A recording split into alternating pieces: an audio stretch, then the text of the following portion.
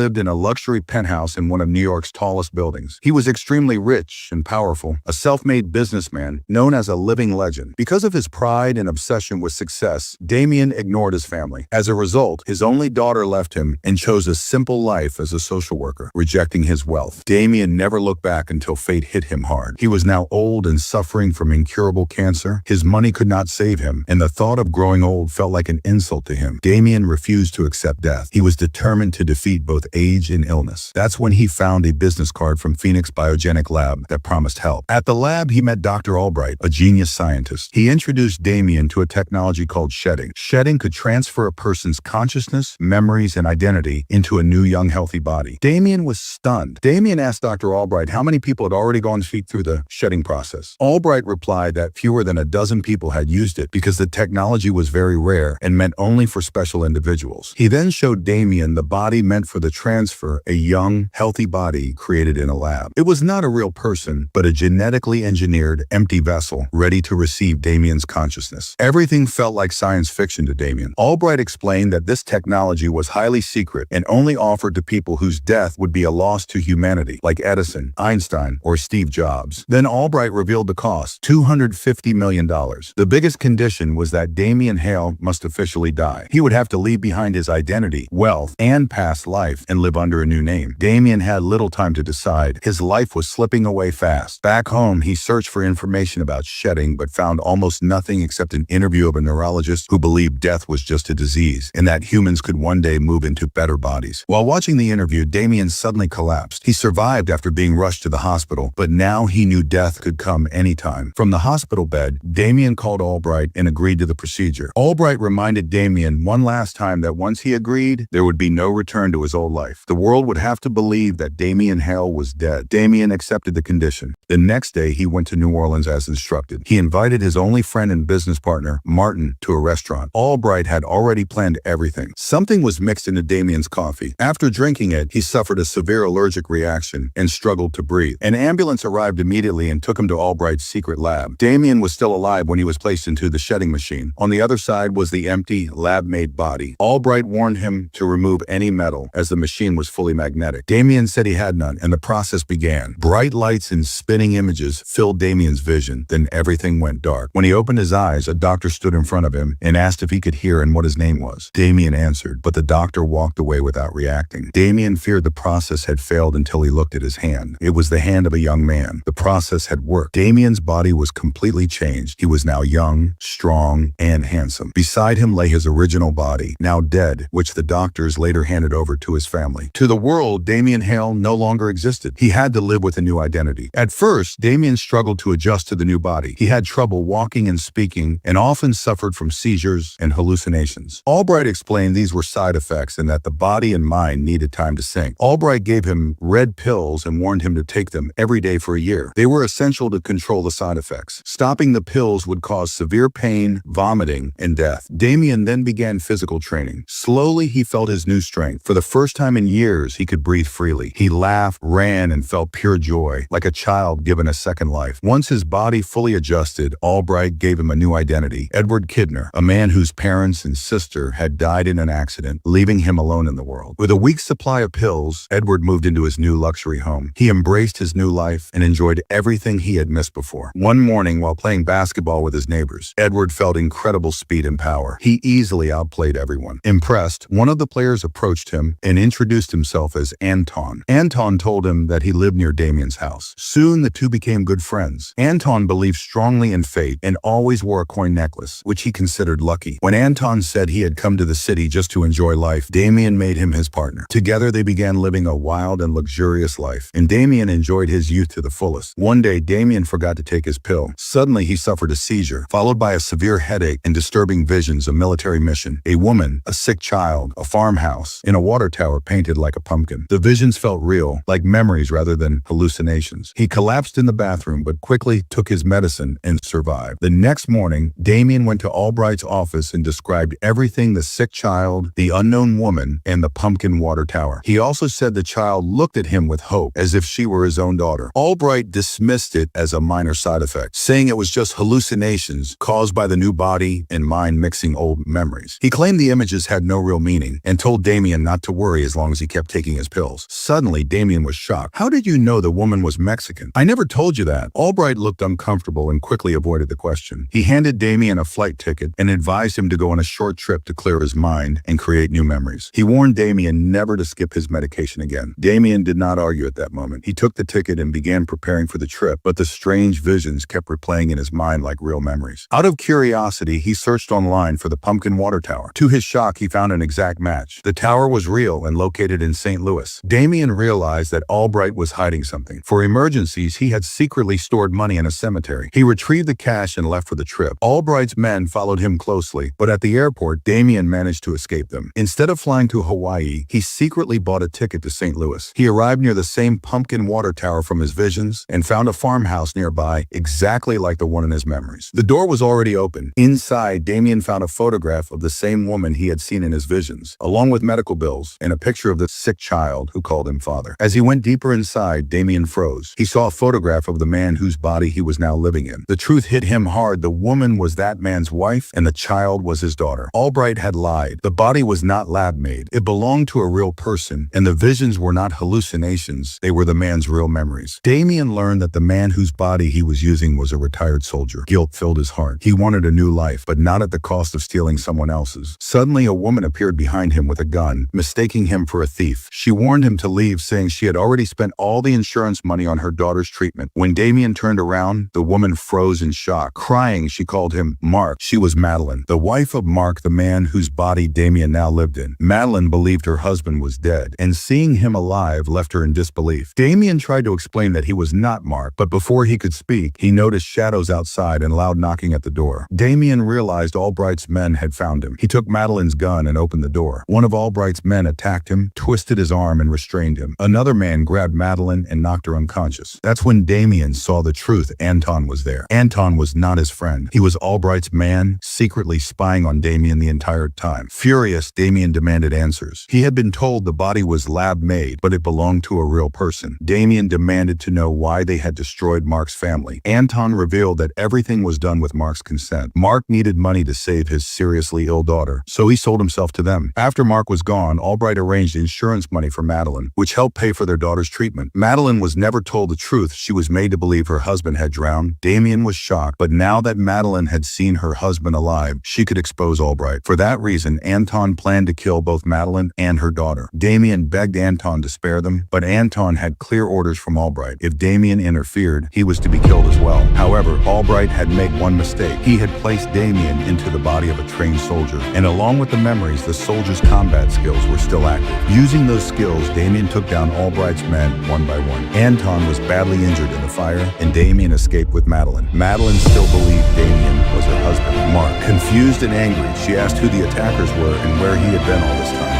Damian wanted to tell her the truth that Mark was dead, but this was not the right moment. His only concern was their safety, so he lied, saying he had made a deal with those men for money to save their daughter. Damian told Madeline that the deal had failed and those men were now after him. He said they needed to hide immediately. Madeline agreed. They went straight to Anna's school. While Madeline went to pick up her daughter, Damian checked her phone and found a birthday video. In it, Mark lovingly celebrated Anna's birthday, and Anna called her father her hero. Watching the video broke Damian's heart. He hated himself for destroying her.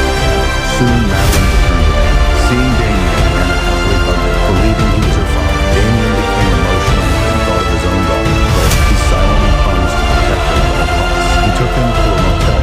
Damian was anxious. He saw no way. Madeline and Anna wanted to talk, but Damian stayed distant, afraid they would discover the truth. He stepped outside and realized his red coat was finished. The medicine keeping him alive was gone. Desperate, Damian searched searched online for information about shedding medication, but found nothing. Instead, he came across another video of the famous neurologist Dr. Francis Janssen, who spoke about transferring the human mind into another body or a machine. This time, Damian also learned that Dr. Janssen was dead. As Damian watched closely, he noticed something strange. Francis kept tapping his glasses with his fingernail while speaking. Damian froze. He had seen Albright do the exact same thing. While watching the video, Damian suddenly noticed a familiar face sitting beside Francis. It was Albright. The truth hit him hard. Albright had been working with Francis all along. That meant Francis wasn't dead at all. He had transferred his consciousness into Albright's body. Albright was Francis. Damian dug deeper and learned that Francis's wife was still alive and being treated in a nursing home. He believed she was the key to finding the red pills. The next morning, Damian took Madeline and Anna to New Orleans and went straight to the nursing home. He left them in the car and went to Francis's wife's room,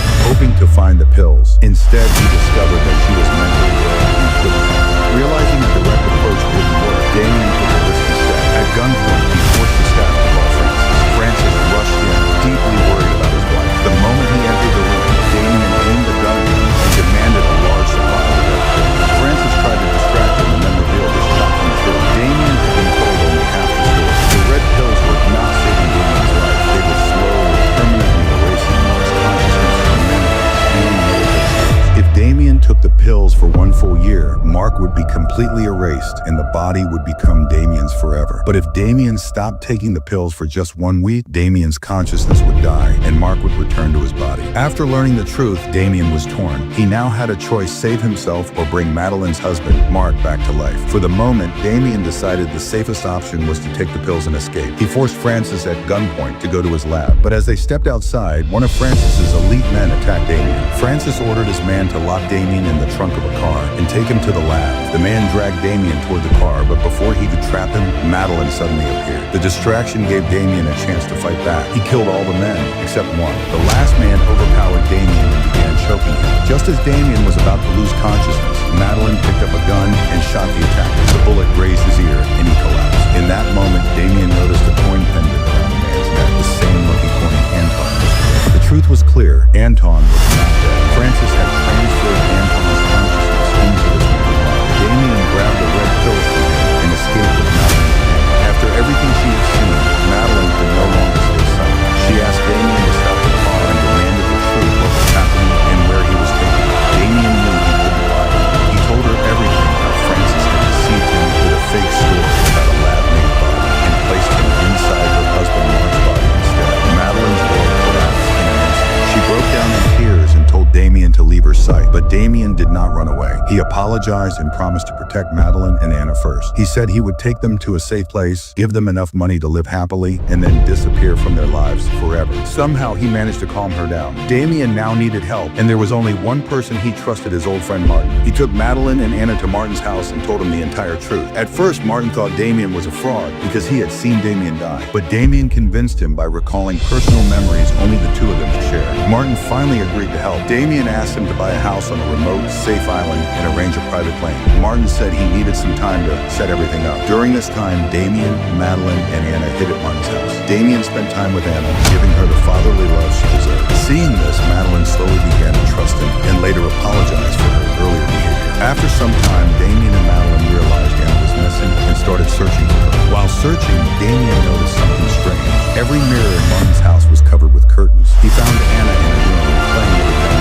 The moment Damian saw the boy, he panicked and quickly took Anna away. The truth was horrifying. Martin's son had died, and the only explanation was that Martin had used shedding technology to transfer his son's consciousness into another human child. Damian realized that Martin was also one of Francis's clients. It was now clear that Martin had informed Francis about Damian's location. Holding a gun, Damian confronted Martin and demanded the truth. Broken and helpless, Martin admitted it. He said Francis had threatened to kill his son if he didn't cooperate. Martin also confessed that he had transferred his son's consciousness before Damian and had been the one who sent Damian the Phoenix biogenic lab card because he couldn't bear to watch his friend die. Martin still believed that Francis used lab-made empty bodies. Damian shattered that illusion. He revealed the truth that the child hosting Martin's son was a real innocent boy. Hearing this, Martin was devastated with guilt. Damian decided to leave with Madeline and Anna, but Martin stopped them, warning that Francis's men were waiting outside and would kill them if they went out together. Damian came up with a plan. Martin would secretly take Madeline and Anna through the back exit, while Damian would drive out the front to distract Francis's men. Martin agreed and gave Damian a cafe location where they would reunite. He also arranged a truck to help them escape the city. Damian drove out alone. Outside, Anton was waiting with his men. They chased Damian and opened fire, but Mark's soldier training was still alive inside him. Using those skills, Damian killed Anton's men and caused a deadly crash that took Anton out of the chase. Meanwhile, Martin was escaping through the forest with Madeline and Anna. Exhausted, he stopped to rest, while Madeline and Anna moved ahead. When Madeline reached the road, she saw a car approaching and tried to ask for help. Martin shouted to stop her, but she couldn't do it. The car stopped. Men stepped out and kidnapped Madeline and Anna. They were Francis's men. Later, Damian reached the cafe location and waited on him. Martin arrived alone. Seeing him, Damian panicked. Martin told him the truth. Francis's men had taken Madeline and Anna. Damian was crushed. Martin apologized deeply and handed Damian some pills and a note. He revealed that he had secretly reverse-engineered Francis's medicine and written the formula on the paper. Martin begged Damian to forget Madeline and Anna and escape to Mexico. He said people there could make enough medicine to keep Damian alive for a year, but Damian refused. He was determined to save Madeline and Anna at any cost. Damian knew Francis must have taken them to his secret lab, but neither he nor Martin knew its location. Then Martin realized something important. Mark, the man whose body Damian was using, must know where the lab was. Mark had willingly gone there, so Francis would have shown him the location to earn his trust. That night, Damian and Martin stayed at a motel. Damian deliberately skipped his pill so Mark's memories would surface. As expected, Damian suffered a seizure, and within Mark's memories, he finally saw the location of the secret lab. The next morning, Damian reached the location Mark had remembered. Francis's secret lab was hidden inside an old building. Damian fought his way inside, killing Francis's men, and reached the chamber where the shedding machine was kept. Inside the machine lay Anton, connected to another body. After the crash, Anton's body was useless, so Francis was transferring him into a new. Damian moved forward to kill Anton, but suddenly he heard Francis's voice. Francis was watching him from behind a bulletproof glass door. Damian fired at him, but the glass stopped the bullets. Damian demanded to know where Madeline was. Francis coldly replied that he had found two new clients and planned to transfer them into Madeline's and Anna's bodies. He also planned to kill Damian and place Anton into Mark's body. Before Damian could react, two armed men attacked and restrained him. Just in time, Damian noticed an empty bullet shell on the floor and secretly hid it in his mouth. One of the men stunned Damian with a taser, knocking him unconscious. Francis immediately placed Damian into the machine and began transferring Anton into his body, unaware that Damian had hidden a metal shell in his mouth. Francis himself had once warned that even a small metal object could disrupt the magnetic machine. Damian remembered this well. When the machine stopped, Anton was dead, and Damian was still alive in Mark's body. Damian pretended to be Anton. Francis believed him and ordered him to prepare for work again. Damian walked out with Francis's men and asked where Madeline and Anna were being held. They led him to a room where Madeline and Anna were imprisoned, the same room behind the glass facing the machine. The moment he got the chance, Damian killed the guards. Meanwhile, Francis began to sense that something was wrong. Francis walked toward the machine while Damian watched closely. When Francis noticed the bullet shell inside the machine, he exploded with rage. He immediately realized the transfer had failed. Anton was not inside Mark's body. Damian was. Before Francis could react, Damian attacked. From behind the glass, he unleashed fire with a flamethrower. The intense flames burned through the glass and engulfed Francis. Francis was burned alive, and his machine was destroyed forever. Damian escaped the lab safely with Madeline and Anna. Martin had already arranged the boat for him. Keeping his promise, Damian sent Madeline and Anna to the safe island and gave them enough money to live peacefully for the rest of their lives. But during this journey, Damian realized something painful. Money is not everything. Life is incomplete without family. For the last time Damian met his daughter as a stranger, he handed her a letter saying it was from her father, Damian. In the letter, he told her how deeply he loved her, how he had failed to give her time, and how sorry he was for that. Damian stayed away from his daughter, but he didn't want Mark to lose his family too. He stopped taking the medicine for an entire week. Slowly, his consciousness inside Mark's body faded away forever. Mark finally got his body back. Mark woke up as if from a deep sleep. He remembered only up to the moment when he had gone to Francis for money, ready to give up his life. But Damian had left behind a video message on the laptop revealing the entire truth to Mark. Mark immediately went to the island where his wife and daughter were spending happy moments. Seeing Mark alive, Madeline and Anna burst with joy. Their broken family was finally reunited, and with this, the film comes to an end.